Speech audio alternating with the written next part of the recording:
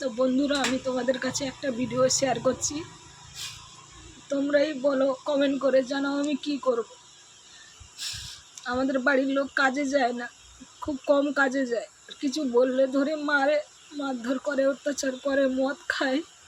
আমরা বাইরে এসেছি, ঘর ভাড়া 5,000 টাকা, কারেন্ট বিল 500 টাকা, সব ভাড়া টাড়া সব দিয়ে এত পয়সা আমি কোথায় পাবো? রাত দিন এই নিয়ে অশান্তি হয়, মারধর করে, অত্যাচার করে।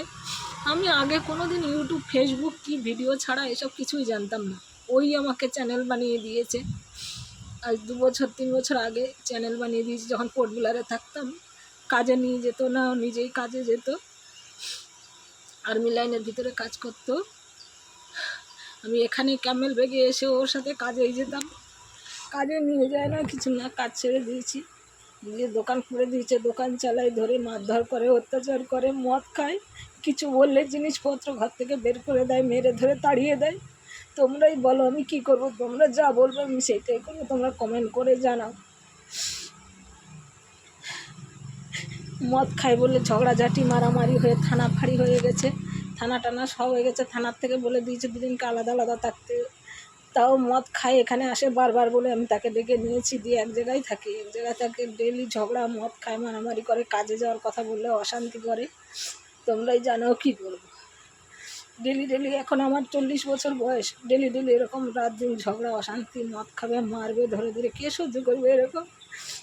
এরকম করলে তো আজকে সকালবেলা এরকম ঝগড়াঝাটি, অশান্তি, কাজে যায়নি, এই নিয়ে ঝগড়া, মদ খেয়ে ঘরে এসছে। দিয়ে পর্দার দড়ি কাটতে গিয়ে পর্দা টাঙিয়ে ঘরে ঢুকে থাকে, 2-3টে ফ্যান চালায়, এই নিয়ে ঝগড়া হয়েছিল। দিয়ে আমাকে এইখানটা একটা মারলো, এরকম করে ঘুষি মেরেছে। মারার পরে ঝগড়া হয়েছে, অশান্তি হয়েছে। আমি চাকু ধরেছিলাম, করে পর্দার দড়ি কাটছিলাম।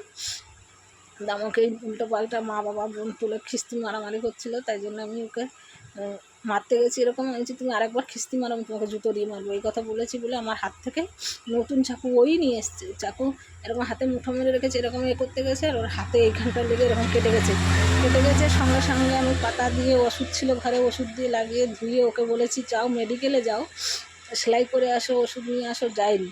দিয়ে 2 ঘন্টা ধরে আমাকে সেই হাত বাঁধা অবস্থায়, কাটা অবস্থায়, রক্ত পড়ছে সেই অবস্থায় ধরে ধরে আমাকে মারছে, মারধর করলো, অত্যাচার করলো। তারপরে আমি ঘর মোছা নিয়ে গোটা ঘর রক্ত টক্ত সব পরিষ্কার করলাম, মুছলাম, তার হাত বেঁধে দিলাম লতা পাতা দিয়ে, জোর করে ভাত খাইয়ে দিলাম।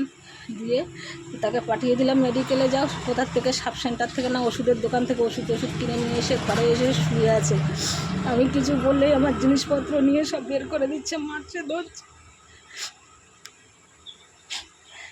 তোমরাই বলো, কমেন্ট করে জানাও কি করলে ভালো হয়।